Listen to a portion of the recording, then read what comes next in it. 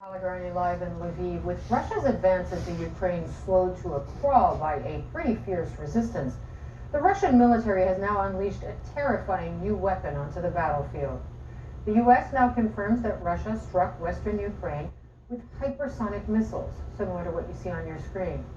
Russia says it targeted an ammunitions warehouse.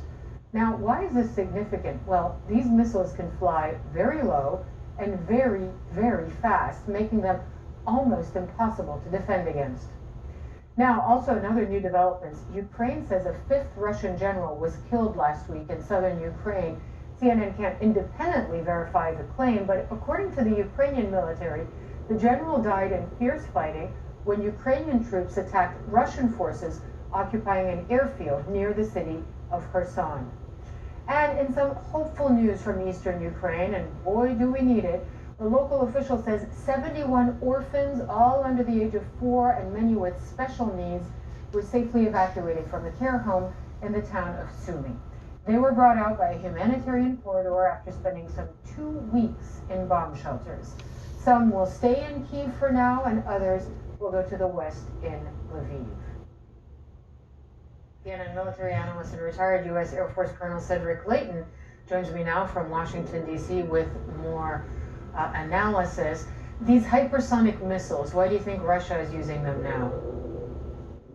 Hello. Well, I think the report that Kylie just gave us is on the mark. I think they are trying to send a message. The Russians, not only wanted us to know about them when they first unveiled them a year or so ago, but they also wanted to prove that they could use them in combat. And this is very important because they wanted also to see how we would respond in terms of our radars and our intelligence collection capabilities, and to see whether or not we could divine that they had used them, that we could tell that they had used them. So this is one of those critical junctures in the development of weapons where something new has come to the battlefield. We have to see now how effective it actually was.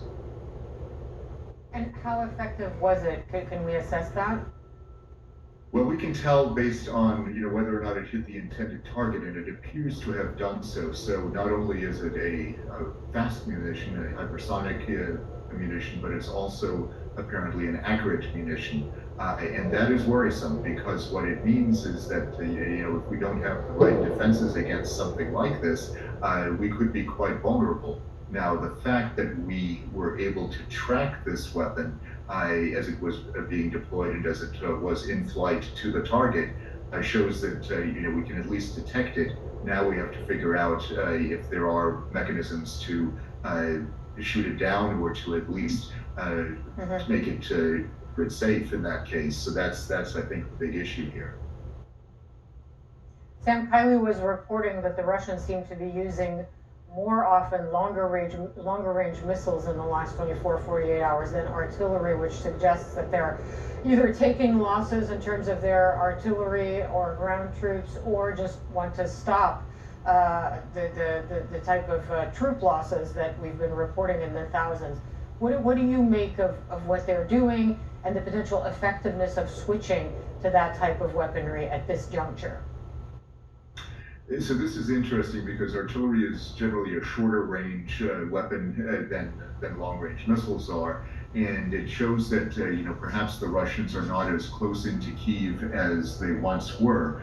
That could be good for the Ukrainians, but the fact that they are using longer range weapons, that means that they are setting the stage and have really begun the process of shelling the city for a long period of time. What they want to do is, in essence, take everything out, make it uninhabitable, and then come in and take over the ruins. So that's what their strategy is. It's a gruesome strategy, but that is something that they have practiced for a long time. If you look at what happened at Grozny, and even before that, these are the kinds of things that they do in their doctrines. So it means that they are preparing for a long effort to go in and take these cities.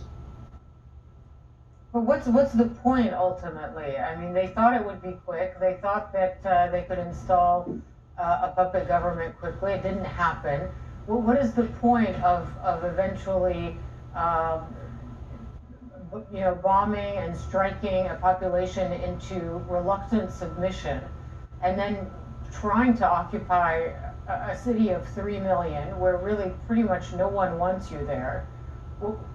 How is that in any way a quote unquote victory for the Russian side? Well, I think it would be a Pyrrhic victory for them. I think it would be it's a very bad move on their part for a variety of reasons. But from a strictly military perspective, it is a very counterproductive strategy because it damages the entire infrastructure of the target.